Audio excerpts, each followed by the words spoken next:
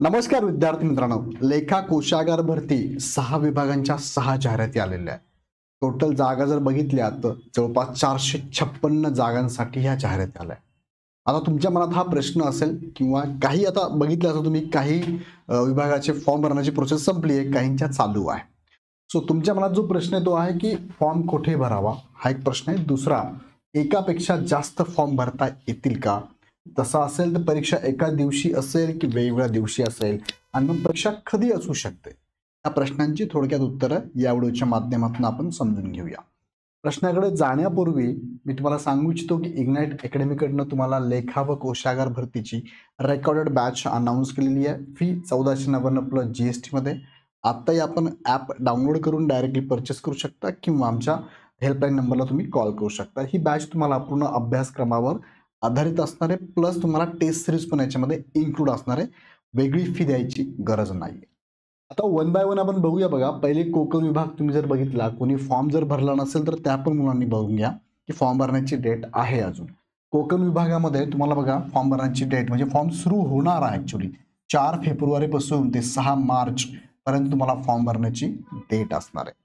त्यानंतर दुसरा प्रवर्ग, आता ही लेखा कोशागाराची जाहिरात एकच पद आहे याच्यामध्ये. कोणतं पद आहे? कनिष्ठ लेखापाल नावाचं पद आहे. यासाठी पात्रता काय लागते मी पुढे तुम्हाला सांगतोच. पात्रतेचं पण तुम्हाला मी पुढे सांगणार आहे. दुसरी जी ॲड आहे ती नाशिक विभागाची आहे. नाशिक विभागाची 59 जागांसाठी. कोकण विभागाची जी जाहिरात आहे ती जाहिरात किती पदांसाठी आली आहे? तर कोकण विभागांची जाहिरात इथे दिसत नाहीये, मी तुम्हाला पुढे सांगतो. मी तुम्हाला पुढे कसं असणार आहे. बघा, नाशिकच्या 59 जागा आहे. सेम तेच पद आहे कनिष्ठ लेखापाल. त्यामध्ये S10 म्हणजे जवळपास तुम्हाला सॅलरी स्ट्रक्चर जर बघितलं तर 40,000पर्यंत तुम्हाला सॅलरी मिळते. 29,200 पासून 92,300च्या दरम्यान आहे. वेतन श्रेणी आहे S10 नावाची. आणि नाशिकसाठी फॉर्म भरण्याची प्रोसेस जी आहे ती 24 जानेवारीपासून 23 फेब्रुवारीपर्यंत, म्हणजे अजूनही फॉर्म भरू शकता तुम्ही नाशिकसाठी. त्यानंतर ही एंड झाली. बघा, पुणे विभागाची सर्वात प्रथम जाहिरात आली होती 75 जागांसाठी आहे. याची डेट संपलेली आहे. ही लास्ट डेट होती 30 जानेवारीपर्यंत तुम्हाला फॉर्म भरायचा होता. त्यानंतर पुढचा विभाग आहे छत्रपती संभाजीनगर. छत्रपती संभाजीनगरला टोटल 42 पदांसाठी जाहिरात आली होती. फॉर्म भरण्याची प्रोसेस चालू आहे. 18 जानेवारीपासून ते 16 फेब्रुवारीपर्यंत तुम्ही इथेही फॉर्म भरू शकतात.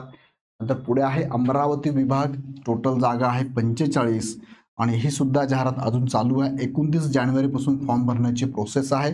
28 फेब्रुवारीपर्यंत फॉर्म भरू शकतात. आणि शेवटचा हा नागपूर विभाग आहे. 56 जागांसाठीची जाहिरात आलेली आहे. याची सुद्धा फॉर्म भरू शकता तुम्ही. 10 जानेवारीपासून 9 फेब्रुवारीपर्यंत फॉर्म भरण्याची प्रोसेस चालू असणार. आता हे सगळे 6 विभाग आपण बघितले. विभागानुसार तुम्ही जर बघितलं तर टोटल जागा 456 आहे. कोणत्या विभागात फॉर्म भरावा हा जर तुमचा प्रश्न असेल तर मी तुम्हाला काही प्रश्न मी तुम्हाला विचारतो. तुम्हाला काम करायला कोणत्या विभागामध्ये आवडेल तो पहिले तुम्ही विभाग निवडा. आता काम करायला आवडेल हा एक दुसरा प्रश्न काय की तुम्हाला अजून याच्या पुढे जाऊन तुम्हाला पुढे एक्झाम द्यायच्या आहे किंवा अजून तुम्हाला क्लास 2चं एखादं पद घ्यायचं असेल तर तुम्ही कोणत्या शहरात राहणं गरजेचं आहे तो पण विचार करा. तिसरं की तुम्हाला जे फॅमिली तुमची आहे, फॅमिलीशी निगडीत तुम्ही विचार करू शकता की तुम्हाला फॅमिली बरोबर राहायला आवडत असेल, फॅमिलीचं गायडन्स घेऊ शकता तुम्ही. त्यानुसार कोणताही एक विभागामधनं फॉर्म भरायला पाहिजे तुम्ही. आता परत प्रश्न असा येतो की सर एकापेक्षा जास्त ठिकाणी फॉर्म भरू शकतो का? 100% फॉर्म भरू शकता.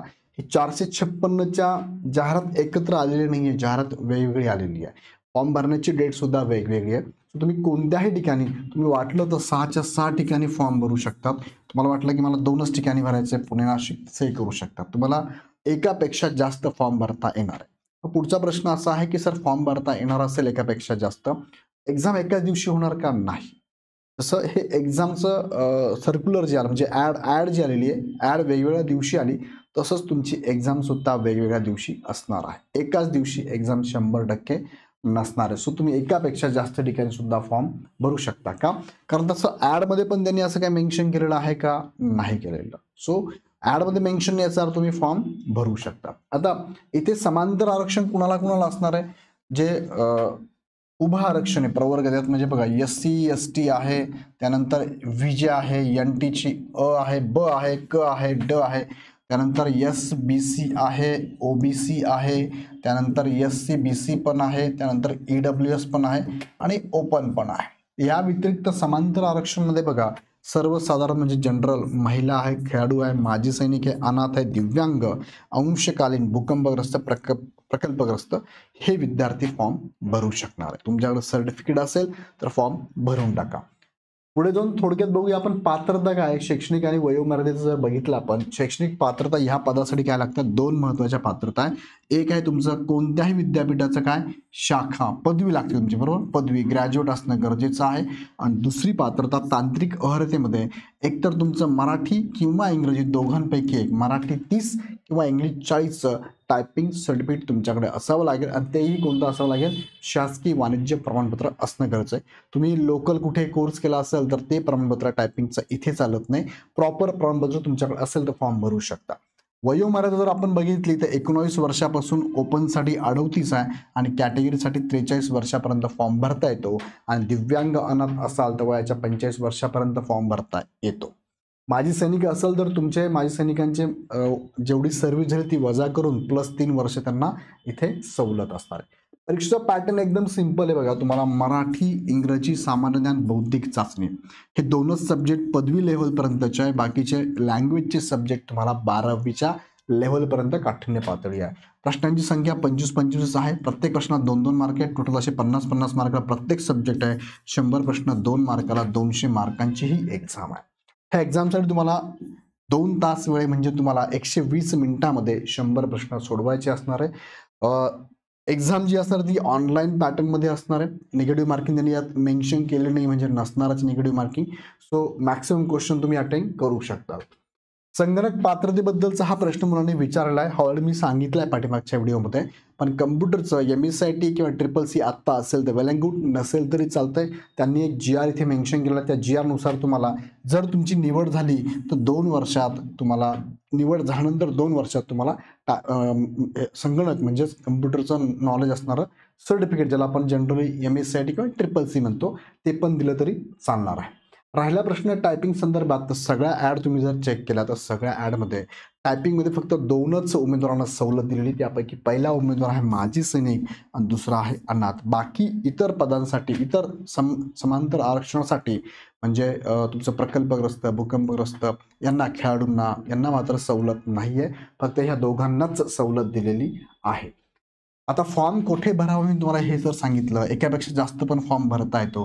परीक्षा वेगवेगळ्या दिवशी असणार आहे. पात्रता सांगितली, परीक्षा पॅटर्न पण सांगितला. ही परीक्षा कधी असू शकते बघा. आता फॉर्म भरण्याची प्रोसेस फेब्रुवारी किंवा मार्चमध्ये पण काही फॉर्म भरले जाणार आहे. मग त्या एक्झामनुसार पहिला फॉर्म तुमचा पुण्याचा भरून झालेला आहे. आता पुण्याची एक्झाम पहिली असणार आहे. साहजिक आहे, ज्याचे फॉर्म लवकर आले त्यांची एक्झाम लवकर होणार आहे. आता ह्या सगळ्या एक्झाम एका दिवशी होणार का याबद्दल खूप मतांतर आहे. एक्झाम तर एकच घेणार आहे, एक तर TCS एक IBPS घेणार आहे, हे तुम्हाला माहितीच आहे. मग ही एक्झाम एका दिवशी होऊ शकते का त्या विभागानुसार, तर नाही. विभागानुसार वेगवेगळं असू शकतं. तुम्ही वेगळ्या विभागात फॉर्म भरला तर तुम्हाला फक्त वेगळ्या विभागातला पण परीक्षा द्यायची ती वेगळ्या दिवशी असेल. साहजिक हे लॉजिक तुम्ही लावू शकतात. आता याच्याबद्दल लिखित स्वरूपात काही दिलेलं नाही आहे की आम्ही वेगळ्या दिवशी घेऊ, एका दिवशी घेऊ वगैरे दिलेलं नाही आहे. पण लॉजिक जर लावलं, कारण ॲड वेगवेगळ्या आलेल्या आहेत, वेगळ्या दिवशी आल्यात, फॉर्म भरण्याची प्रोसेस वेगवेगळी आहे. एक्झाम जरी एकच कोणतरी घेणार असेल तरी पण ह्या ॲडनुसार त्यात मेन्शन नसल्यामुळे आपण असं म्हणू शकतो की ह्या एक्झाम वेगळ्या दिवशी होणार आहे. सो फॉर्म भरताना तुम्ही कोणत्याही सेंटरला 6च्या 6 विभागात भरलं तरी चालणार आहे.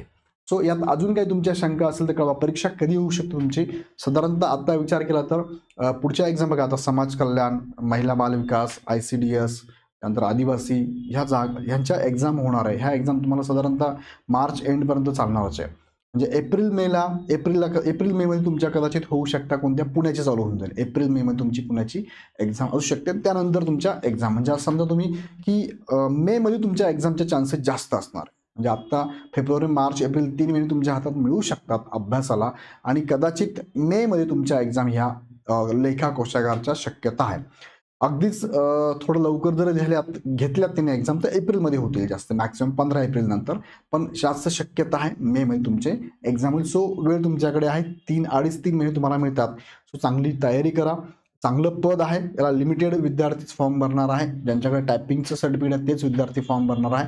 सो चांगली संधी, तुम्ही इथे फॉर्म नक्की भरा. आणि मार्गदर्शनासाठी ही रेकॉर्डेड बॅच इग्नाइट अकॅडमीची आहे, ज्या अभ्यासक्रमावर आधारित पूर्ण बॅच असणार. सो नक्की जॉईन करा, याचा फायदा तुम्हाला होईलच. कारण ही बॅच तुम्हाला टू द पॉईंट शिकवणार आहे, विथ त्या टेस्ट सिरीज पण आहे. टेस्ट सिरीज बाहेरून घ्यायची गरज पडणार नाही. चॅप्टर वाईज तुम्हाला टेस्ट, टॉपिक वाईज तुम्हाला टेस्ट सिरीज आहे, सब्जेक्ट वाईज टेस्ट सिरीज आहे, आणि पूर्ण तुम्हाला कॉम्प्रिहेन्सिव्ह टेस्ट सिरीज पण आम्ही इथे देत आहोत. सो यासाठी काय करा, तुम्ही ॲप डाउनलोड करून डायरेक्ट परचेस करू शकता, किंवा तुम्हाला अडचण असेल तर 88-88-25-61-17 ह्या नंबरला आपण कॉल करू शकता. याबद्दल अजून तुमच्या मनात काही प्रश्न असतील कमेंट बॉक्समध्ये नक्की टाका. व्हिडिओ आवडला तर लाईक करा, आणि असेच नवनवीन व्हिडिओ बघण्यासाठी चॅनल लगेच सबस्क्राईब करून ठेवा. पुन्हा भेटूया नेक्स्ट व्हिडिओमध्ये. धन्यवाद.